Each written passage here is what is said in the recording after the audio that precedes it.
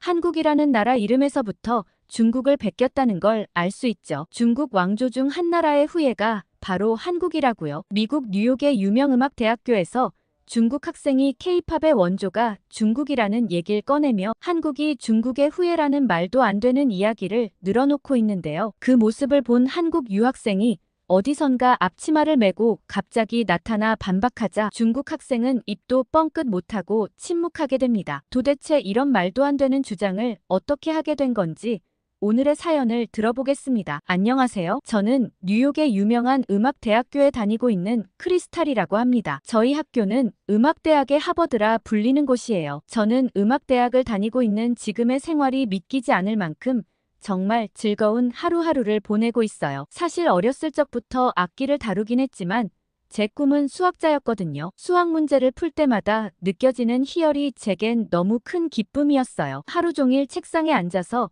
제가 알고 있는 공식으로 문제를 풀어낼 때면 세상 못할 일이 없다고 느껴졌죠. 늘 앉아서 수학만 푸는 제게 유일한 취미가 음악이었어요. 짬을 내서 잠깐씩 하는 기타 연주는 머리를 식혀주는 느낌이었거든요. 그리고 악보를 보는 것과 수학 문제를 푸는 게 저는 많이 비슷하다고 생각했어요. 그렇게 늘 공부만 하던 제게 정말 충격적인 일이 하나 생겼어요. 아무래도 전 늘 책을 읽거나 수학 문제를 푸는 게 전부다 보니 세상 돌아가는 일에도 크게 관심이 없었어요. 그런데 어느 날 저희 고등학교 축제에서 소름 돋는 경험을 하게 됐어요. 댄스 동아리 친구들이 무대에서 BTS의 노래에 맞춰 춤을 추는데 학교의 모든 학생들이 모두 떼창을 하는 거예요. 저는 알지도 못하는 노래였는데 다들 하나가 되어 노래를 부르고 즐기는 모습에 저는 소름이 돋았어요. 그러면서 갑자기 저런 음악을 만들어 보고 싶다는 생각에 전율이 느껴졌습니다. 수학 문제를 푸는 건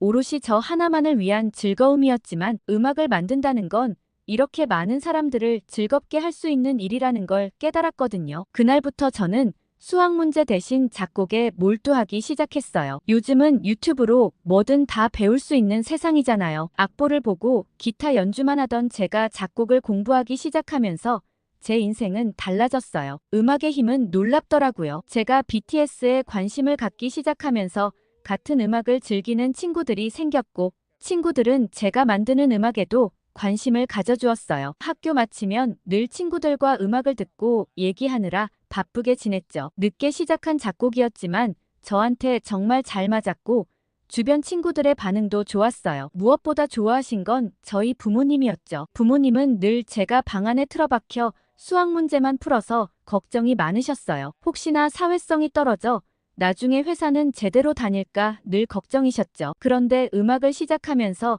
친구들도 만나고 노래도 듣고 하다 보니 이제야 제 또래 같다며 안심하셨어요. 그렇게 저는 음악에 점점 빠져들었고 결국은 지금의 학교에까지 들어올 수 있게 되었습니다. 저희 학교에는 음악하는 친구들이 많아서인지 고등학교보다 더 재밌었어요. 제 머릿속에서만 있던 멜로디를 뛰어난 실력을 가진 친구들이 연주해주기도 하고 더 좋은 아이디어를 제시해주기도 했죠. 그야말로 저에겐 꿈의 학교라는 생각이 들었습니다. 그러던 어느 날 저희 학교에 새로운 교수님이 부임해 오셨고 다들 새 교수님에 대해 엄청난 관심을 보였어요. 새로 오시는 교수님께선 세계적으로 유명한 음악학교를 나오신 후 한국의 대형 기획사에서 일을 하다가 다시 한국대학에서 학생들을 가르친 후 이곳으로 부임해 오셨다고 하더라고요. 한국에서 직접 K-팝을 만드셨다는 소문이 난 후로 학생들의 관심이 어마어마했어요. 제발 제 담당 교수님으로 지정되면 얼마나 좋을까 매일매일 기도하기도 했죠. 그런데 제 기도가 하늘에 닿은 건지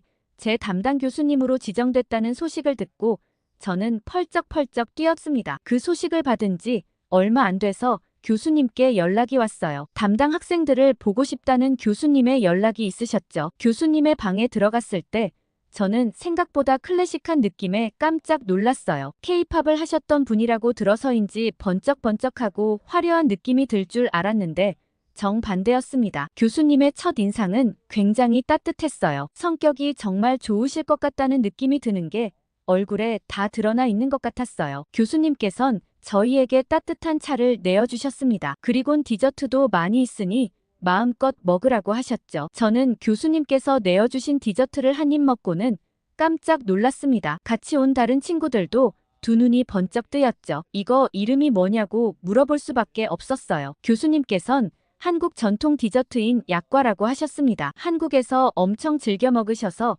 미국에서도 쭉 해외 배송을 시켜 드시고 계실 정도로 교수님께서도 굉장히 좋아하는 간식이라고 하셨죠. 약간 쿠키 같으면서도 빵 같은 느낌이 드는데 뭐라 형용할 수 없었어요. 한 번도 경험해 본 적 없는 식감이었죠. 미국에서 보통 디저트 하면 정말 혈당이 확 오르는 달달한 디저트가 대부분인데 약과는 전혀 그렇지 않았어요. 분명 달긴 한데 은은한 단맛이 고급스럽게 퍼지는 느낌이었습니다. 너무 달아서 한두 입 먹고 나면 물리는 미국 디저트들과 달리 계속 손이 가는 맛이었어요. 이런 맛있는 디저트를 왜 이때까지 몰랐을까 싶었고 다른 친구들도 너나 할 것 없이 디저트를 마구 집어먹었습니다. 교수님은 약과를 맛있게 먹는 저희를 보며 흐뭇해하시는 느낌이었어요. 보통 교수님 하면 거리감이 느껴지기 마련이었고 특히 음대 교수님들은 깐깐하신 분들이 많아 다가가기가 어려웠거든요. 그런데 한국에서 근무하고 오신 마이클 교수님께선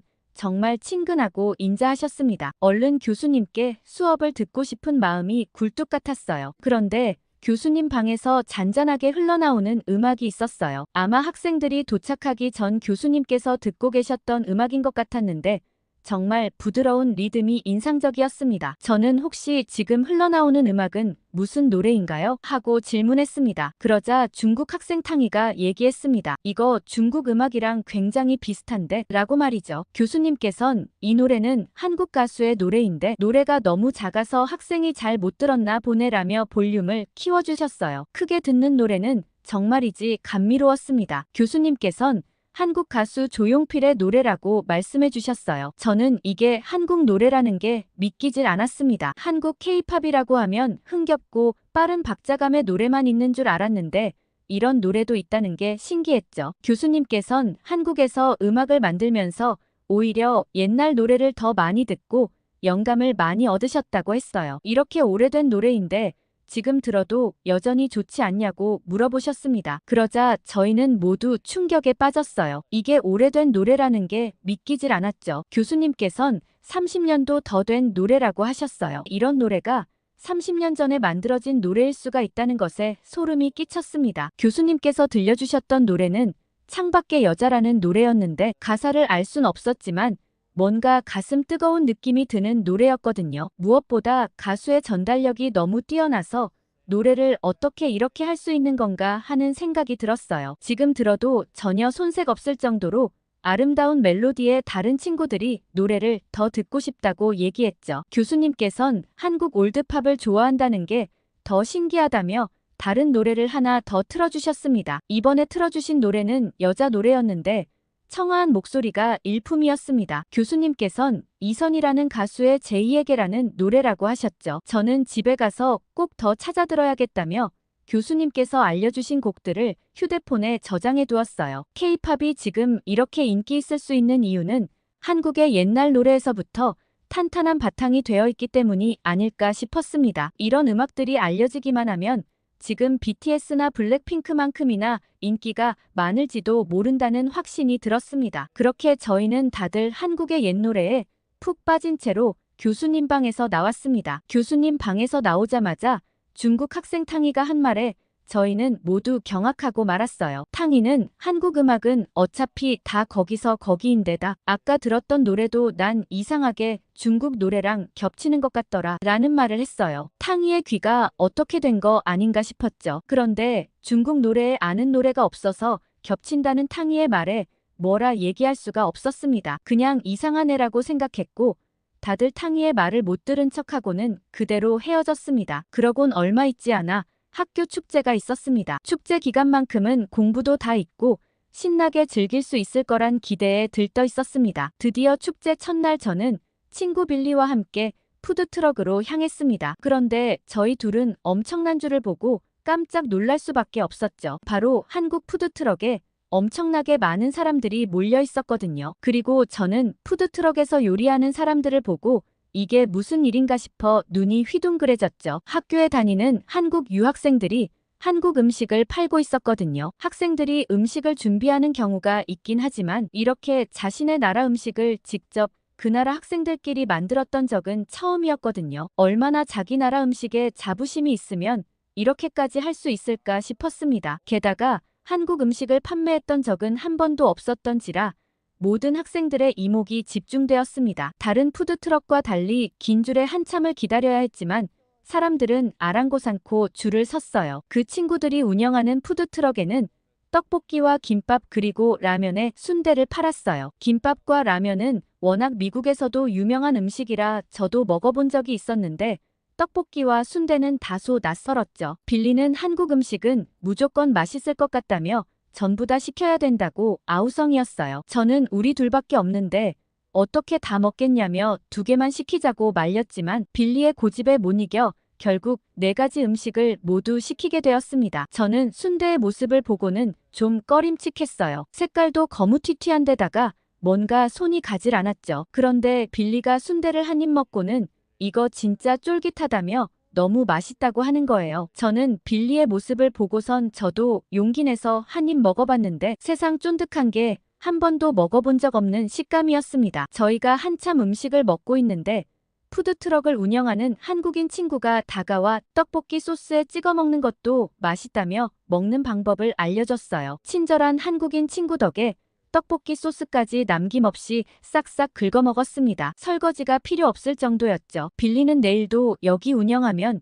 여기 또 올까 물어볼 정도였고 저는 또 와도 좋을 것 같다는 생각이 들 정도로 만족스럽게 음식을 먹었습니다. 그리고 저희는 음악축제가 열리는 강당으로 이동했어요. 음악대학인 만큼 학생들이 직접 DJ가 되어 음악을 선별하고 그 음악을 즐기곤 하거든요. 강당에는 수많은 학생들이 모여 발 디딜 틈이 없었습니다. 아직 시작도 안 했는데 다들 신이 나 있었죠. 음악이 시작되자마자 학생들은 저마다의 방식으로 음악을 즐겼습니다. 선곡이 정말 훌륭해 모두들 신나게 몸을 맡겼죠. 첫 DJ를 맡은 학생에게 모두 환호의 박수를 보냈습니다. 그리고 다음 학생이 DJ를 맡아 음악을 시작하는데 모두들 순간 멈칫하고야 말았어요. 노래가 좀 이상하다는 생각이 들었습니다. DJ를 봤더니 중국 학생이었던 탕이었어요. 탕이가 튼 노래는 분명 한국 노래인 것 같았거든요. 저만 그렇게 느낀 게 아닌 건지 다들 수근거리기 시작했습니다. 분명 가사는 중국어인 것 같은데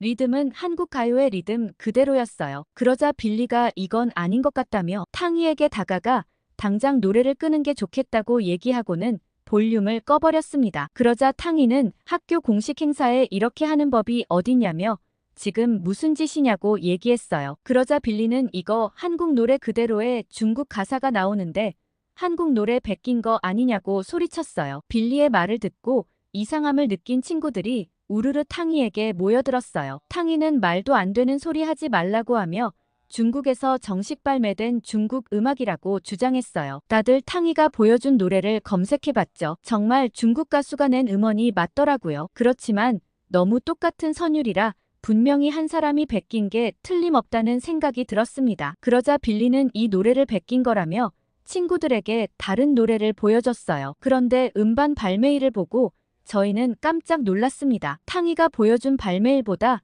5개월이나 앞서 있었죠. 이 노래는 100% 중국에서 한국 음악을 베낀 거라고 밖에는 설명할 수 없었습니다. 당황한 탕이는 말도 안 된다며 더 유명한 음악을 알려주겠다며 저희에게 몇 곡 더 보여줬고 그 노래들 역시 전부 카피한 노래였습니다. 한국에서 유행하고 짧게는 한 달부터 길게는 1년 후 중국에서 그대로 발매한 노래더라고요. 탕이가 떳떳함을 주장하며 많은 곡들을 보여준 게 오히려 더 부끄러운 행동이라는 생각이 들었어요. 그 노래들이 전부 카피한 노래들이었거든요. 그런 생각에 미치자 중국은 정말 전부 다 베낀 노래밖에 없는 건가 하는 생각이 들었습니다. 그러자 어느 한 친구가 진짜 중국에서 만든 중국 노래를 알려달라고 했어요. 뭘 제대로 들려줘야 우리가 판단을 할 텐데 네가 알려주는 곡들은 전부 카피곡 뿐이라고 말이죠. 탕이는 그 말에 화가 많이 난 것 같았습니다. 그러고선 이렇게 말도 안 되는 얘기는 다 뒤로 하고 어차피 한국 자체가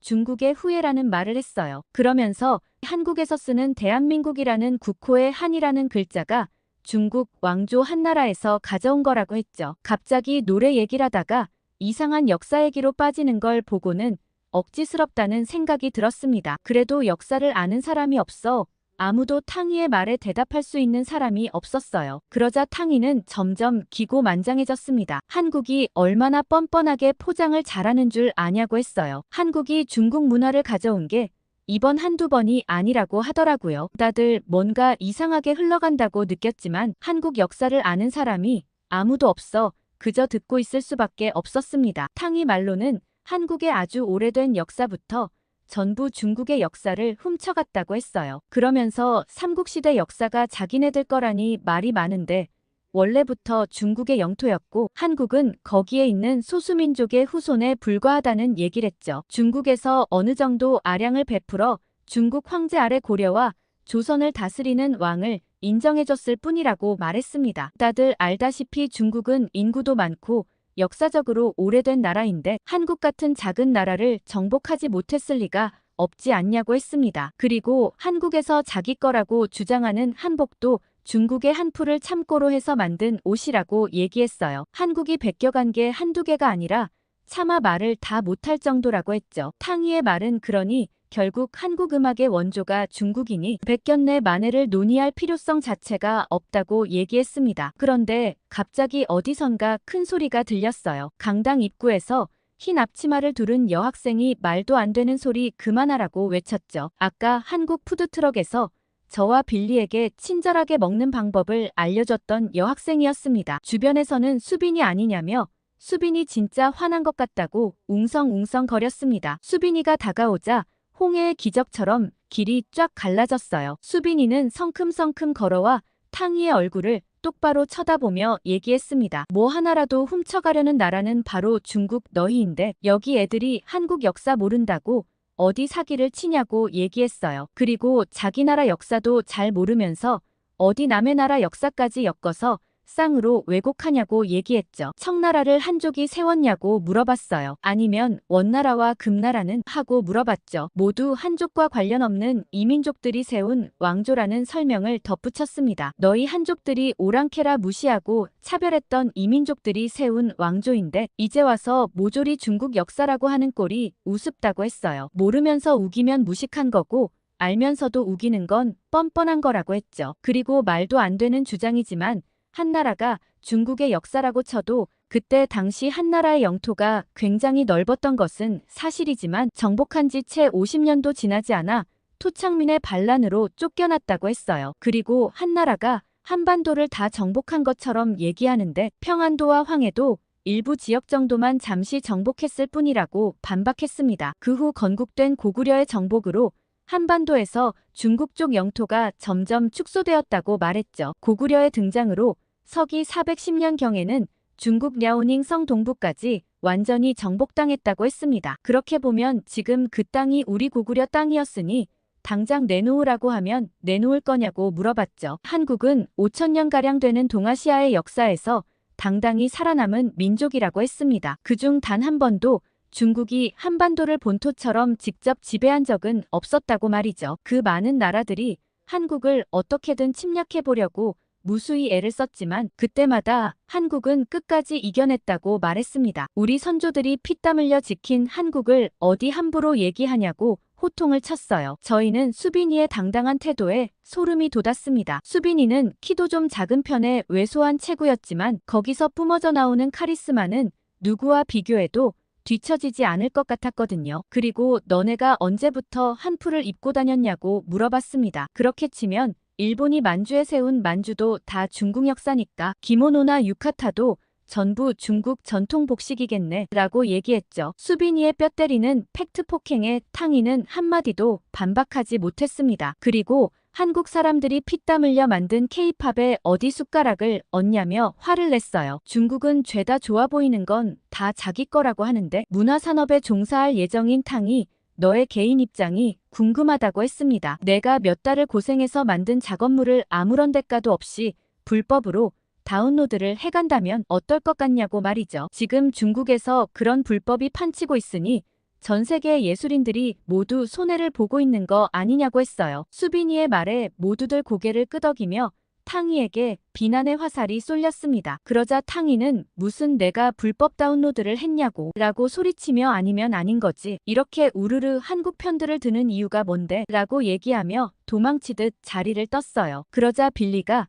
한국 편을 들긴 무슨 편을 드냐며 맞는 말을 맞다고 해주는 거라며 탕이의 뒤에다 대고 큰 소리로 대답을 했습니다. 탕이가 떠나고 나자 강당은 순식간에 싸해지고 말았어요. 그러자 수빈이가 한국을 베껴 만든 중국 가요 말고 원조 K-팝을 틀어주겠다며 자기가 DJ를 해도 될까 하고 얘기했고 학생들은 모두 환호했습니다. 수빈이가 틀어주는 노래들을 듣고 저는 감탄할 수밖에 없었어요. 솔직히 트는 노래 족족 다 제가 아는 노래였고 차트에 오르내리는 유명한 곡들이었기 때문이죠. 물론 한국 음악들이 인기가 많다는 걸 이미 알고는 있었지만 이렇게 모아놓고 들어보니 더 대단하다는 생각이 들었습니다. 그리고 저는 수빈이의 모습을 보고 정말 친하게 지내고 싶다는 생각이 들었어요. 아까 탕이에게 자신감 있게 얘기하는 모습이나 음악을 틀어주는 모습을 보며 가까이에서 배우고 싶다는 생각이 들었거든요. 어느덧 수빈이가 DJ 하는 시간이 끝나갈 쯤 모두들 수빈이에게 열화와 같은 박수를 쳐주었습니다. 모두들 수빈이 덕에 정말 재밌게 즐겼다고 생각했거든요. 그렇게 인상적인 축제를 마무리하고 어느 날 학교 게시물에 붙은 광고를 보고 저는 급하게 전화를 한 통 걸었습니다. 그 광고는 그때 한식 부스를 진행했던 수빈이와 친구들이 캠페인을 같이 할 친구들을 모집하는 글이었어요. 저는 수빈이와 친해지고 싶었기 때문에 바로 전화를 걸어 신청했죠. 수빈이와 한국 친구들은 그때 한식 부스를 운영한 돈으로 엄청난 계획을 세웠습니다. 그때 모은 돈으로 희귀병을 앓고 있는 어린 아이들을 위한 의료비 지원금을 마련했다고 했죠. 그리고 친구들을 모아 병원에서 작은 콘서트도 열어주고 싶다고 했어요. 저는 한국 친구들의 따뜻한 마음씨에 감동하고 말았습니다. 막상 부스를 운영한 돈을 들어보니 액수가 어마어마했거든요. 그도 그럴 게 축제 내내 한식 부스가 엄청 인기가 많아서 늘 재료 완판으로 마감 시간보다 훨씬 일찍 문을 닫았었거든요. 저라면 악기를 바꾸거나 등록금으로 보태서 쓸 것 같았는데 저랑 같은 나이인데도 이런 멋진 생각을 하는 친구들이 존경스러웠죠. 그렇게 저희 학교 학생들은 한국 친구들과 함께 소아병동에서 할 미니 콘서트를 준비했습니다. 그러면서 저는 수빈이와도 좀 가까워질 수 있었어요. 그런데 수빈이와 가까이 지내면서 저는 궁금한 게 한 가지 생겼습니다. 사실 믿기지 않는 수빈이의 성격 때문이었죠. 분명 탕이와 말싸움을 할 때는 엄청 당당하고 똑부러지는 학생이라고 생각했거든요. 그런데 가까이서 본 수빈이는 굉장히 수줍음이 많고 내성적인 성격에 가까운 느낌이 들었어요. 그래서 제가 수빈이에게 그때 탕이와 말싸움을 했던 얘기를 꺼냈죠. 그러자 수빈이가 갑자기 웃음을 터뜨렸습니다. 자기도 그땐 어디서 그런 깡다구가 나왔는지 모르겠다고 했죠. 그때 친구가 찍어준 영상을 보고 나서 믿기지 않는다는 말을 했어요. 원래는 어디 잘 나서지도 않고 늘 조용조용 지내는데 그날은 이상하게 참을 수 없었다고 했죠. 그러자 옆에 있는 지훈이가 수빈이는 그런 거에 절대 못 참는다고 얘기했어요. 그러자 제가 그런 게 뭐냐고 물어봤죠. 지훈이 말로는 불의가 생기면 절대 가만히 안 있는다고 말했어요. 그럴 때면 그때 봤던 것처럼 아예 다른 사람이 되어버린다고 했죠. 그때 탕이가 선 넘는 얘기를 한다는 걸 듣자마자 앞치마도 안 풀고 바로 강당으로 뛰어간 거 보면 모르냐고 얘기했습니다. 지훈이의 말에 전부 다 웃음바다가 되었죠. 그렇게 저희는 밤낮 없이 연습을 마치고 소아병동으로 향했습니다. 그 소아병동에는 희귀병으로 치료받는 어린 아이들이 한둘이 아니었어요. 한참 밖에서 뛰어놀고 세상을 알아갈 나이에 병원에서만 지내야 하는 아이들이 안쓰러웠죠. 그런데도 아이들은 마냥 천진난만했습니다. 그때 지훈이가 참 안 됐다라는 말을 꺼냈습니다. 아까 어떤 아이의 부모님과 얘기했는데 치료비가 어마어마하다고 했죠. 한국은 의료보험이 잘 되어 있어 이런 대형 병원에 입원하더라도 경우에 따라 의료비가 별로 나오지 않는다고 했어요. 저는 그게 무슨 말인가 싶어 깜짝 놀랐죠. 지훈이에게 들은 한국 의료비는 정말 저렴했습니다. 가벼운 병은 거의 돈이 안 드는 수준인데다 치과나 정형외과 치료를 하는데도 크게 비용이 나오지 않더라고요. 미국에서는 웬만큼 아프지 않고서야 병원을 잘 가지 않을 뿐더러 병원에 갈 때도 정말 큰 마음 먹고 가는 경우가 많았어요.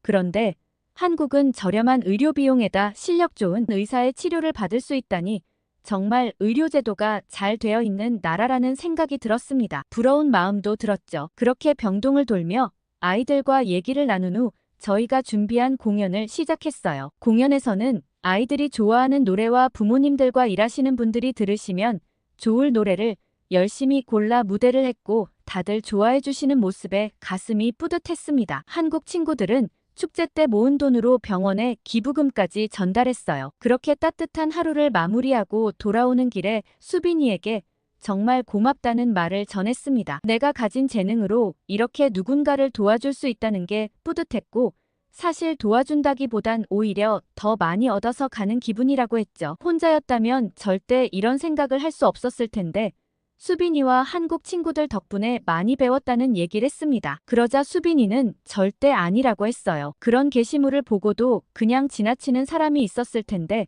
내 안에 따뜻한 마음씨가 있었기 때문에 가능한 일이라고 했죠. 말 한마디도 따뜻하게 해주는 수빈이가 참 고마웠습니다. 그리고 저는 그 이후로 더더욱 수빈이와 가까운 사이가 되었어요. 저희는 주기적으로 봉사활동을 이어나가기로 했고 제 친구 빌리도 함께 하기로 했죠. 한국 친구들 덕분에 제가 한층 더 성장한 기분입니다. 한국 친구들과 함께 봉사도 많이 하고 더 멋진 뮤지션으로 성장할 저를 많이 응원해주세요. 오늘 미국 음악대학교에서 도착한 사연 어떻게 들으셨나요? 제가 사연을 받고 검색을 해보니 정말 중국 음악은 대부분이 다 한국 음악을 카피한 노래가 많더라고요. 중국의 그런 모습에 화가 났는데 수빈이의 사이다 발언에 그나마 답답함이 조금 해소되었습니다. 미국에서도 한국 사람들의 정을 널리 알리고 있는 수빈이와 친구들을 응원하며 오늘 사연을 재밌게 들으셨다면 댓글과 좋아요 많이 부탁드립니다. 다음에 더 재밌는 사연으로 돌아올게요. 여러분의 사연 제작소